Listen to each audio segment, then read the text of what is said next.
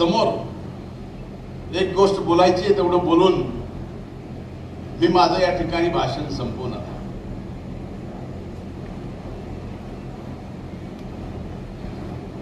ज्या वेळेस नगरपालिकेच्या निवडणुका चालू होत्या,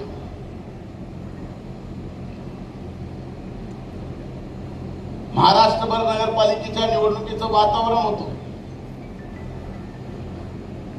मी मात्र वेगळ्याच वातावरणात होतो.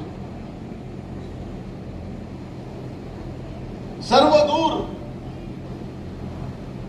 एकट्या धनंजय मुंडेला बदनाम करण्यासाठी जे काय करता येईल ते महाराष्ट्रातले मोठे मोठे मोठे मोठे नेते करत होते.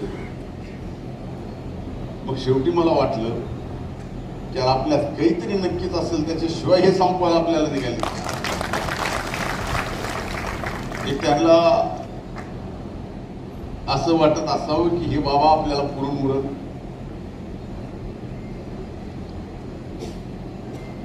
तशा परिस्थितीत एवढं वातावरण social media, electronic media, print media, युट्यूबचे चॅनल एवढं भान केलं की तशा परिस्थितीत सुद्धा या परळीच्या मायबाप जनतेने महायुतीच्या माग भरभक्कम पाठिंबा दिला आणि ऐतिहासिक विजय या ठिकाणी मिळवून दिला.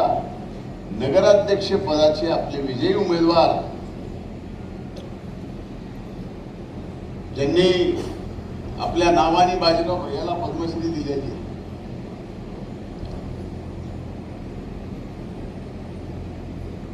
16,000 मताच्या फरक.